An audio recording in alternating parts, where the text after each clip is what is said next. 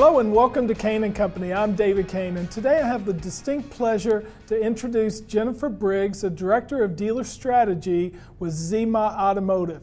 We have a long history of working together when it comes to digital strategies for automotive groups, and now I get to learn what she's up to with Zima. So let's get right to it.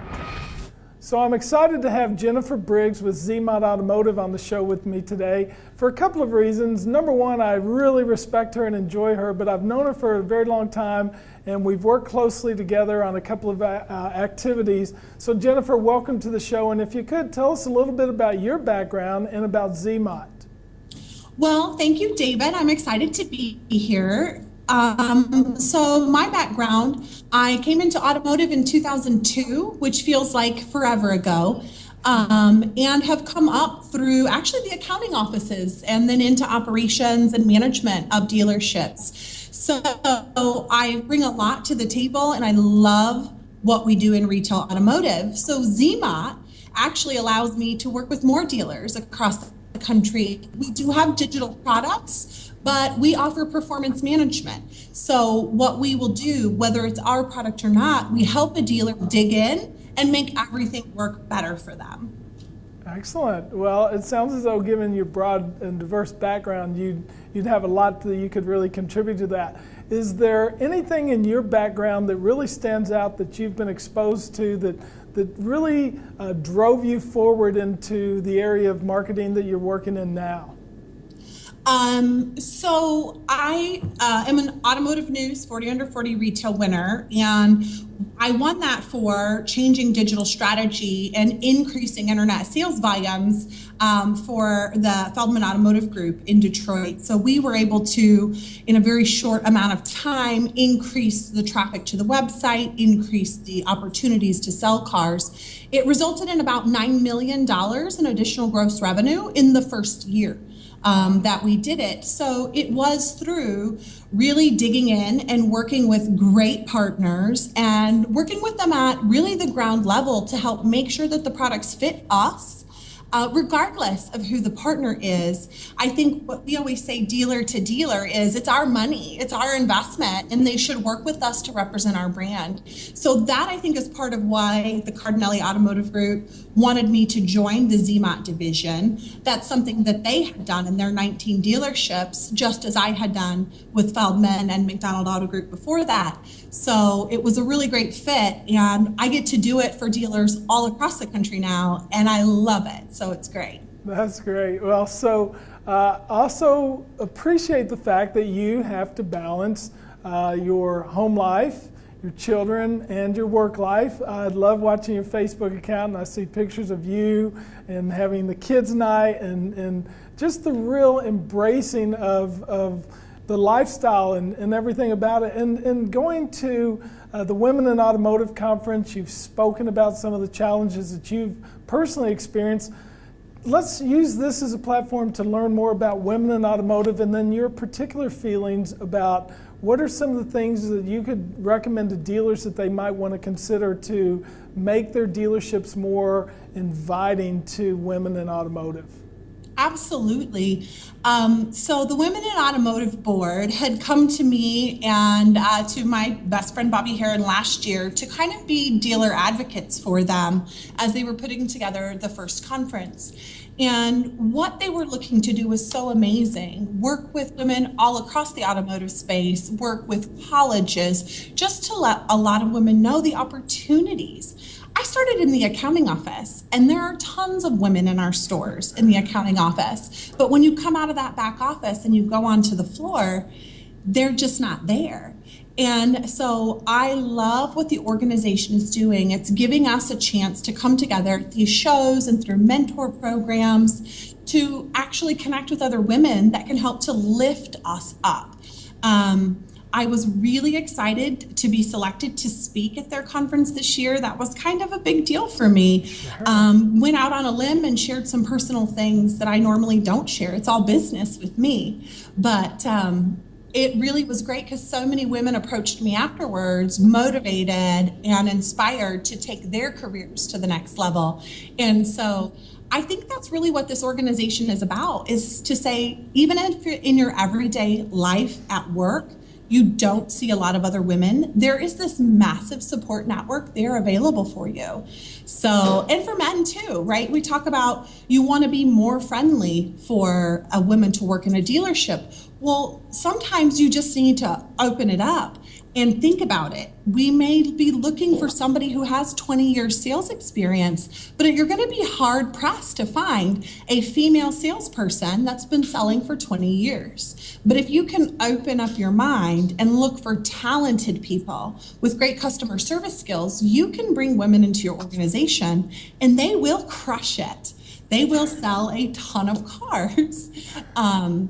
But I think also, just because of my experience, I think a lot of dealers need to look inside of their store as well to give women more opportunities to promote.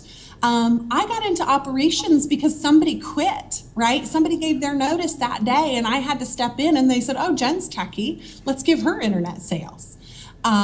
So I got pulled out of the office into operations, and I've never looked back. I love it. The skills that I learned in being a controller help me every day to counsel with dealers on how to run their businesses more profitably. But you might have a superstar, really great detail-oriented performer sitting right in your store, and you're not looking at her.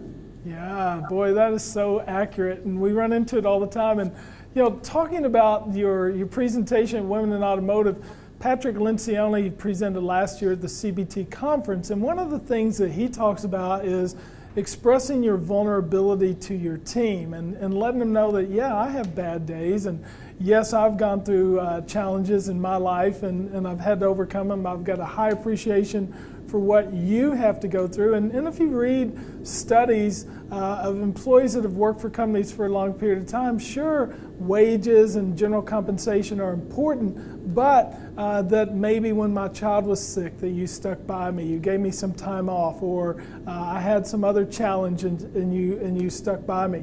Tell me a little bit about, in your own experience, what are some of the things that differentiated you with other employers to make you want to be more loyal based on the way they gave you a stepping stone to help you overcome some of those challenges?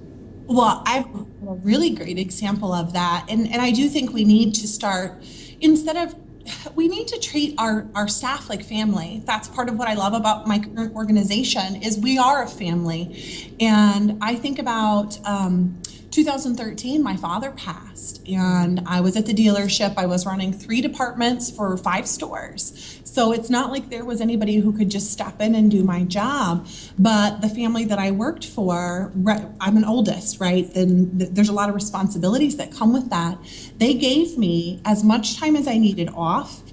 If they needed something, they called, but they really tried to hold it together. And I think just recognizing and supporting your employees, you have to find out about them. You need to know what's important to them. No, I mean, I use that in my training tactics all the time. I need to find out what you're into, what your family life is, so I can motivate you the right way. Yeah. And when I motivate you the right way, and that might be an extra day off, or that might be taking off early so you can go to a music recital. But if you don't take the time to know your employees, male or female, you're going to have a hard time retaining them. But if you take that time and invest that interest in them as a person to help them grow, they'll be loyal to you. Oh, there's no question. I feel the exact same way. And even from the employer to the employee, when I see an employee trying that hard, I really want to bend over backwards to make it easier for them to want to be a long-term employee. So, you know, you look at the Women in Automotive, and I've got 3 sisters, and they were all raised through our family business. And I've got a lot of pride in the fact that my daughter works with me, and she's really, as you know, a point of pride for me. And it's just so thrilling to see this group take off. And I look at Christy Romans and Subi Ghosh and Jody DeVere, and then to hear you talk about working with your best friend Bobby.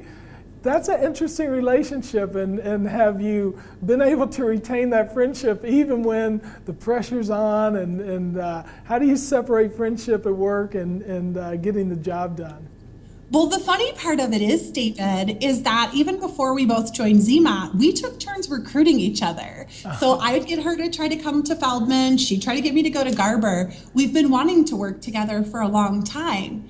Actually, she and I balance each other very well. I think that is really a misconception that a lot of people have about women working together, is that, oh, you get too many women, it's going to be catty, it's going to be this. But I think for us, the level that we're on is so open and honest with our friendship that sometimes I need a check. Like I need her to check me and say, Jen, you're being a little bit of a diva right now. It's not really what we need to do. Let's take it down a step. And I appreciate that. Well, usually I say something super analytical and she's like, do you really think anybody understood what you said? Excellent. Well, Jennifer, I appreciate the passion that you bring to everything you do with work and your contribution to making the workspace in automotive more friendly to women. I personally find it really intriguing. I went to elementary school and all the girls are smarter. I went to high school, all the girls are smarter. They tried harder, went to college, the same thing. And then you get them into the workspace and so all of a sudden, this is a man's world. Slow down, young lady. You just got to learn how to adapt. I find that offensive and frustrating. And at the same time, not to scare men away, but men should be in a position where they admire diversity in the workplace. And I believe it's really a good opportunity for our industry to reflect on some of the gains that we've made. Well, and I think I have the opposite situation of you, David. I grew up with 3 brothers. So it is most certainly, can be intimidating for women. Sure. But I don't care if it is still a good old boys club. The advice I always give to women who come to me and they're like, well, I don't know what to do. It's this, it's that. And yes, we do have to prove ourselves, right? And that's okay.